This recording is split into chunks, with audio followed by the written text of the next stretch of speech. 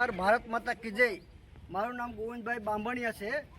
હું ભારતીય જનતા પાર્ટીનો વર્ષોથી જૂનો કાર્યકર્તા પણ છું અને અખિલ ભારતીય કોળી સમાજનો જિલ્લાનો ઉપપ્રમુખ છું।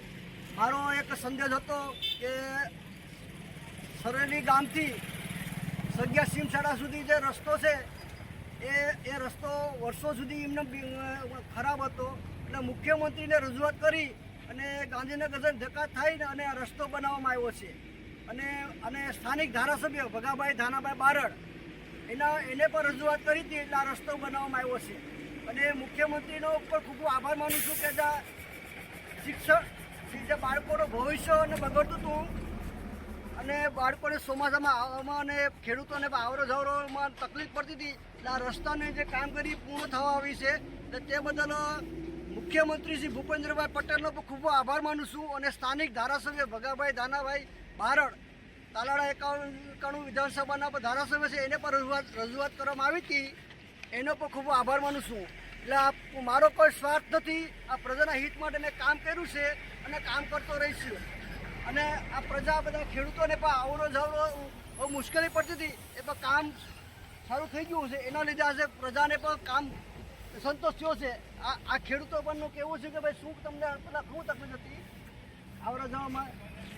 બહુ તકલીફ હતી। હું મુશ્કેલી પડતી બહુ જ મુશ્કેલી પડતી હતી।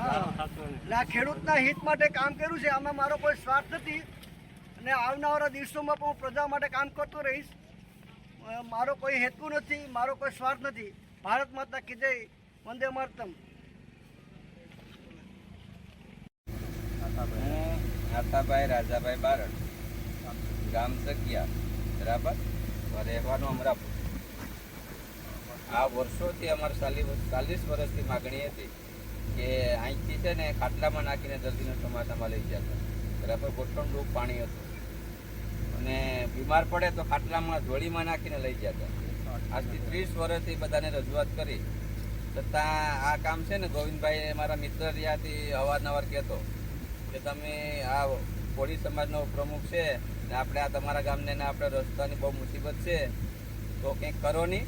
અહીંયા રૂબરૂ ધારાસભ્યો અમારા તાલાળા સૂત્રાપાડાના ધારાસભ્ય ભગવાનભાઈ બારડ અને ડાયરેક્ટ મુખ્યમંત્રીને પણ રૂબરૂ મળી અને આ અમારો રસ્તો મંજૂર કરાવ્યો ને એ પણ રસ્તો બન્યો, બરાબર। એટલે ખૂબ ખૂબ ભાજપ સરકાર, ધારાસભ્ય ગોવિંદભાઈ, મુખ્યમંત્રી, ભાજપની સરકારને ખૂબ ખૂબ ધન્યવાદ। ગોવિંદભાઈ બામણિયાનો પણ ખૂબ ખૂબ આભાર। અહીંયા સ્પેશિયલ રસ લઈ અને આ રસ્તા કરાવ્યા, બરાબર। આ ગોવિંદભાઈએ રસ્તો બનાવ્યો એ બદલ ખૂબ ખૂબ આભાર। થેન્ક યુ ભાઈ। રેડી?